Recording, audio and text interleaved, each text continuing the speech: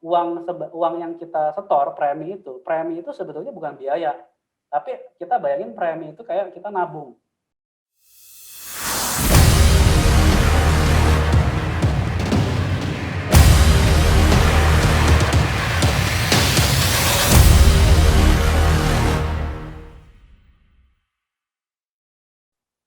Baik, terima kasih kepada Mas Ferdi atas penyampaiannya yang luar biasa ya. Ini luar biasa banget nih Mas, karena memang kalau dari Dandi sendiri sih, Dandi banyak dapat ilmu juga sih Mas di malam hari ini ya tentang tadi ada spekulasi, ya ada investasi, dan ternyata kita sadari, oh ternyata Dandi banyak spekulasi juga sih Mas akhir-akhir ini ya. Dan juga tadi dari Mas Ferdi juga sudah ngejelasin ya untuk kita nantinya buat peta keuangan kita juga, terus bangun multi sumber penghasilan dan lain-lain. Nah mungkin teman-teman sekalian ya yang tadi sudah menerima materinya, semoga materinya bermanfaat ya. Dan mungkin ketika memang teman-teman masih ada yang bingung sekarang, nah ini adalah waktu khusus buat teman-teman sekalian untuk bisa bertanya langsung nih kepada pakarnya, gitu dong. Ya silakan kepada teman-teman sekalian yang memiliki pertanyaan ya kepada Kak Ferdi terkait dengan materi kita pada malam hari ini.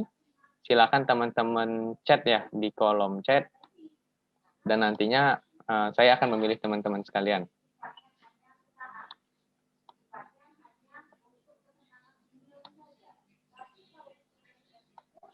Oke, mungkin ke pertanyaan pertama Kak ya. Ini ada dari Kak Septi Wulansari. Ya. Pada Kak Septi Wulansari, mungkin boleh diaktifkan mic-nya untuk bisa bertanya langsung. Hai Kak. Halo. Aku ingin bertanya di sini Kak. Di zaman sekarang ini banyak sekali orang yang menggunakan sebagian uangnya untuk asuransi. Caranya kita memilih lembaga terpercaya yang tepat untuk melakukan asuransi itu gimana sih Kak? Oke. Pertanyaannya apa tadi? Kalau cara asuransi ya? Cara pilih perusahaan asuransi ya, jadi ya? Memilih lembaga yang terpercaya Kak, tadi pertanyaan sih. Oke, jadi ini langsung dijawab atau dikumpulin dulu nih? Oke, mungkin langsung dijawab aja sih Kak, sembari menunggu pertanyaan dari teman-teman yang lain. Oke, mungkin nanti kalau yang nanya boleh dinyalain mukanya kali ya, jadi saya bisa tahu yang nanya siapa. Nggak kedenger, cuma dengar suara doang, kayaknya nggak afdol. Oh iya, boleh. Oke, jadi cara milih lembaga, kan kita sudah punya otoritas jasa keuangan, jadi pastikan perusahaannya itu terdaftar dulu di OJK. Lalu yang kedua, itu kalau asuransi kan bakal membayar klaim kan, berarti kita harus lihat kekuatan modalnya itu seberapa dibandingkan dengan kompetitornya, modalnya itu besar atau enggak gitu. Karena kalau misalnya modalnya nggak besar, ya berarti itu berbahaya nanti ke depannya ini perusahaan bisa nggak bayar klaim dari kecukupan modal. Lalu indikatornya itu kalau di perusahaan asuransi itu ada namanya RBC. RBC itu risk based capital ya. Itu kalau dari OJK sendiri itu peraturannya minimal 120%. Jadi kalau misalnya ada di angka itu sebetulnya ya udah boleh dibilang memenuhi standar. Nanti tinggal kita bandingkan saja antar perusahaan, lalu mungkin kan kita juga bisa tanya ke kiri kanan ya yang udah pernah pakai jasanya itu bagaimana, klaimnya dibayar atau enggak, lalu customer service-nya seperti apa. Gitu sih kalau memilih lembaga perusahaan asuransi ya yang terpercaya. Oke, terima kasih Kak Ferdi atas penjelasannya. Oke, sama-sama. Oke, baik. Terima kasih kepada Kak Ferdi dan terima kasih juga untuk Kak Septi yang sudah bertanya. Dan mungkin kita langsung lanjut ke pertanyaan selanjutnya ya Kak ya. Ini ada dari Kak Gueri nih. Kak Gueri mungkin bisa diaktifin mic sama kameranya.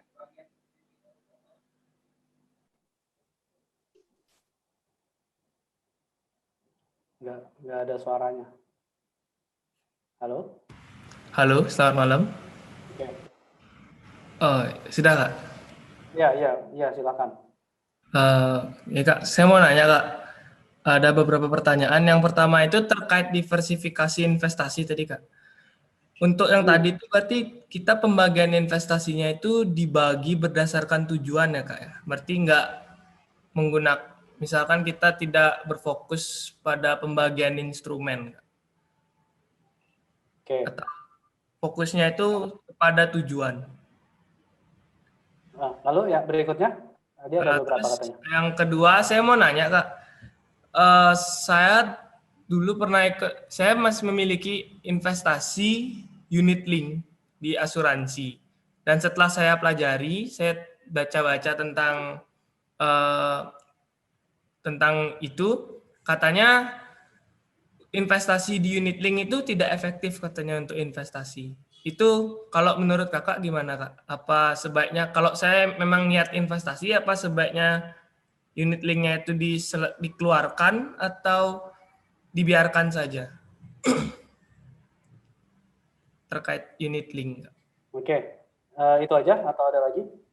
Terakhir, untuk penghitungan dana pensiun tadi, sorry kak, banyak Borong ya. untuk penghitungan dana pensiun tadi, saya ada mempelajari tentang the 4% rule untuk menghitung dana pensiun yang kira-kira dibutuhkan. Akan tetapi kalau di 4% rule itu, kan itu untuk di Amerika, di mana inflasinya itu cukup rendah. Sedangkan di Indonesia ini inflasinya itu agak tinggi. Apakah hal itu bisa dipakai juga Kak? Kalau dalam menghitung dana pensiun. Itu aja sih Kak. Oke, nanti kalau saya lupa ingetin ya. Jadi yang pertama tadi pertanyaannya investasinya itu mendingan berdasarkan tujuan keuangan atau instrumen investasi. Sebetulnya metode alokasi investasi itu banyak macamnya, bisa dari yang paling umum ya, itu tadi dari instrumen, lalu dari umur, misalnya kalau umurnya sekian tinggal 100 dikurang umur itu masuk ke saham. Biasa kan ada juga tuh yang seperti itu. Jawaban saya sebetulnya kalau kita mau menentukan target menentukan strategi itu ada 3 faktor. Yang pertama dari sisi skill kita, yang kedua dari waktu yang kita punya buat maintain, sama yang ketiga adalah jumlah modal. Nah, kalau misalkan kita udah tahu karakter dari 3 tadi, yang paling saya rekomendasikan adalah investasi berdasarkan tujuan keuangan. Kenapa? Karena 80% orang untuk mencapai itu aja udah setengah mati kan. Nggak kecil ya, tadi angkanya saya cuma pakai contoh yang tadi itu aja udah 60 juta sebulan ya, itu belum lagi kalau dia berkeluarga. Jadi idealnya menurut saya yang paling bisa dilakukan orang awam adalah berdasarkan tujuan keuangan. Kalau nanti udah punya income segitu tuh yang berapa, misalnya 60 juta sebulan, baru boleh kita cari berdasarkan instrumen, cari mana yang lebih untung. Baru kita ngomongin portfolio management dan lain sebagainya. Kenapa? Karena kalau enggak jadinya enggak sia-sia menurut saya. Kenapa? Karena untuk kita belajar tentang analisa fundamental, analisa teknikal itu kan butuh waktu. Ya kan? Tapi modal kita cuma 5 juta ya. Buat apa kita capek-capek belajar gitu loh. Yang saya kadang belajarnya sih asik ya, ngeliatin naik turun, tapi uangnya 5 juta. Buat apa? Yang kita dapat capeknya doang kan. Udah gitu pekerjaan utamanya terganggu, tujuan keuangan juga nggak tercapai. Makanya saya nggak terlalu merekomendasikan itu, karena itu yang saya lakukan dulu, kesalahan yang saya lakukan. Jadi terlalu asik belajar laporan keuangan, belajar analisa teknikal, tapi income-nya nggak naik-naik, segitu aja. Berharapnya cuma dari untung yang kecil-kecil. Akhirnya tujuan keuangan tidak tercapai. Makanya tadi saya kembalikan, yang pertama sebenarnya kita kejar dulu tujuan keuangan, kejar target income-nya. Nanti kalau udah punya peta yang tadi, income-nya udah mencukupi, boleh deh main kejar keuntungan. Itu yang pertama. Kedua, unit link tadi. Unit link itu sebetulnya bukan investasi ya. Kenapa? Karena yang mengeluarkan kan perusahaan asuransi sebenarnya ya. Kalau perusahaan investasi ya berarti produknya investasi. Kalau perusahaan asuransi sebetulnya ya yang dia keluarin adalah produk asuransi. Cuman banyak orang itu salah kaprah. Investasi yang ada di unit link itu tujuannya sebetulnya untuk mengcover biaya masa depan. Contoh, kalau kita beli asuransi yang tanpa investasi, premi itu biasanya naik terus. Ada yang tiap 5 tahun, ada yang tiap 10 tahun, itu naik. Artinya kan nanti kalau misalnya gue udah umurnya misalnya udah 50-an, tiba-tiba budgetnya jadi nggak bisa bayar lagi dong. Padahal kan kebutuhan sebenarnya makin besar kan. Udah preminya naik, habis itu resiko kita juga naik. Akhirnya ya udahlah saya putusin aja asuransinya. Akhirnya jadi berbahaya, jadinya nggak terproteksi. Dengan adanya investasi yang ada di unit link, uang yang kita setor premi itu sebetulnya bukan biaya, tapi kita bayangin premi itu kayak kita nabung. Yang dipakai untuk bayarin asuransi itu cuma sepersekiannya lah, tergantung usia ya. nanti di awal kita masih muda itu bayarnya itu kelebihan misalnya. Harusnya seumuran Bu Eri mungkin bayarnya sebulan cuma 500. Tapi gara-gara pakai unit link jadi mahal 1 juta. Tapi kalau kita breakdown sebenarnya yang dibayar itu 500. Sisanya dimasukin ke instrumen investasi. Gunanya apa? Untuk membayarkan kenaikan masa depan. Itu yang membuat premi unit link itu flat seumur hidup. Kalau premi yang tanpa investasi itu naik terus. Nah, yang salah adalah orang beli asuransi untuk tujuan diambil-ambil, dianggap kayak beli reksadana atau beli emas. Itu yang salah. Tapi kalau pertanyaannya tadi ditutup atau enggak, sebenarnya mesti dicek dulu. Itu kan kita tujuannya memproteksi penghasilan kan, memproteksi kita kalau terjadi resiko sama diri kita. Jadi investasi itu ya memang anggap aja khusus kita pakai untuk bantuin bayar asuransi di produk itu. Kalau investasi untuk yang tadi untuk beli rumah, beli kendaraan, untuk menikah, itu investasi tempat lain. Taruh ke reksadana, taruh ke emas, taruh ke properti, taruh ke saham. Tapi investasi unit link-nya itu tujuannya untuk bayarin biaya asuransi, jangan diambil-ambil. Itu kedua. Kemudian pertanyaan yang ketiga tadi, yang 4% rule itu apa namanya, itu kan rule of thumb aja kan. Sebenarnya kan ada banyak tuh metode-metodenya. Kalau saya pribadi sih sebenarnya simpel aja cara ngitungnya. Kebetulan kalau mau bahas detail itu ada di IG saya tuh postingannya sama di TikTok juga tuh baru berapa hari yang tentang dana pensiun ya. Saya ada bikin ilustrasi kalau kita umur 30 penghasilan 5 juta per bulan kira-kira dana pensiun tuh kita butuh 5,7 M. Kalau mau bisa pensiun nyaman ya umur 60. Itu mungkin nanti bisa lihat di situ biar ngerti ilustrasinya soalnya agak susah kalau saya jelasin nggak pakai nyoret-coret gitu ya. Karena agak panjang sih penjelasan itu, tapi di situ saya share, mungkin nanti bisa follow TikTok-nya, ada di TikTok itu saya ada video. Tapi simpelnya sih rule of thumb yang 4% yang tadi kamu tanya itu ya boleh aja sih sebetulnya dipakai. Itu kan cara simpel, tapi kalau mau detailnya ya harus kita hitung inflasinya itu berapa, terus kita nanti asumsi pas harapan hidupnya sampai umur berapa, karena beda-beda tuh. Kita bikin perencanaan pensiun, kalau kita asumsinya orang meninggal usia 70 sama 75, pasti jumlahnya juga berbeda. Mungkin semoga menjawab ya, Bu Eri. Gitu. Udah diborong tadi 3 pertanyaan ya.